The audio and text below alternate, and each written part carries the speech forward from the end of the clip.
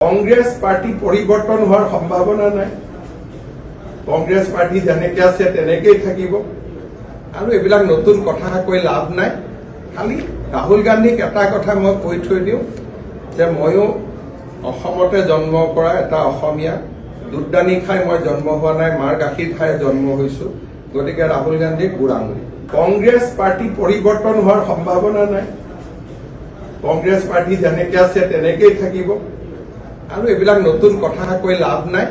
খালি ৰাহুল গান্ধীক এটা কথা মই কৈ থৈ দিওঁ যে ময়ো অসমতে জন্ম কৰা এটা অসমীয়া, দুধদানি খাই মই জন্ম হোৱা নাই, মাৰ গাখীৰ খাই জন্ম হৈছোঁ। গতিকে ৰাহুল গান্ধীক বুঢ়াঙুৰি। কংগ্ৰেছ পাৰ্টি পৰিৱৰ্তন হোৱাৰ সম্ভাৱনা নাই। কংগ্ৰেছ পাৰ্টি যেনেকৈ আছে তেনেকেই থাকিব আৰু এইবিলাক নতুন কথা কৈ লাভ নাই।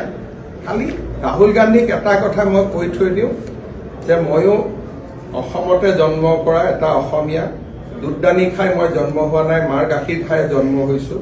গতিকে ৰাহুল গান্ধীক বুঢ়াঙুৰি। কংগ্ৰেছ পাৰ্টি পৰিৱৰ্তন হোৱাৰ সম্ভাৱনা নাই। কংগ্ৰেছ পাৰ্টি যেনেকৈ আছে তেনেকেই থাকিব আৰু এইবিলাক নতুন কথা কৈ লাভ নাই।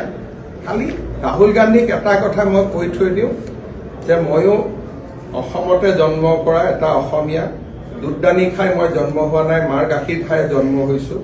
গতিকে ৰাহুল গান্ধীক বুঢ়াঙুৰি। কংগ্ৰেছ পাৰ্টি পৰিৱৰ্তন হোৱাৰ সম্ভাৱনা নাই। কংগ্ৰেছ পাৰ্টি যেনেকৈ আছে তেনেকেই থাকিব আৰু এইবিলাক নতুন কথা কৈ লাভ নাই। খালি ৰাহুল গান্ধীক এটা কথা মই কৈ থৈ দিওঁ যে ময়ো অসমতে জন্ম কৰা এটা অসমীয়া, দুধদানি খাই মই জন্ম হোৱা নাই, মাৰ গাখীৰ খাই জন্ম হৈছোঁ।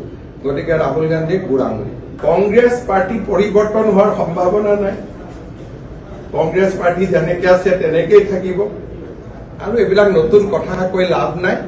খালি ৰাহুল গান্ধীক এটা কথা মই কৈ থৈ দিওঁ যে ময়ো অসমতে জন্ম কৰা এটা অসমীয়া, দুধদানি খাই মই জন্ম হোৱা নাই, মাৰ গাখীৰ খাই জন্ম হৈছোঁ। গতিকে ৰাহুল গান্ধীক বুঢ়াঙুৰি। কংগ্ৰেছ পাৰ্টি পৰিৱৰ্তন হোৱাৰ সম্ভাৱনা নাই। কংগ্ৰেছ পাৰ্টি যেনেকৈ আছে তেনেকেই থাকিব আৰু এইবিলাক নতুন কথা কৈ লাভ নাই। খালি ৰাহুল গান্ধীক এটা কথা মই কৈ থৈ দিওঁ যে ময়ো অসমতে জন্ম কৰা এটা অসমীয়া, দুধদানি খাই মই জন্ম হোৱা নাই, মাৰ গাখীৰ খাই জন্ম হৈছোঁ। গতিকে ৰাহুল গান্ধীক বুঢ়াঙুৰি। কংগ্ৰেছ পাৰ্টি পৰিৱৰ্তন হোৱাৰ সম্ভাৱনা নাই। কংগ্ৰেছ পাৰ্টি যেনেকৈ আছে তেনেকেই থাকিব আৰু এইবিলাক নতুন কথা কৈ লাভ নাই।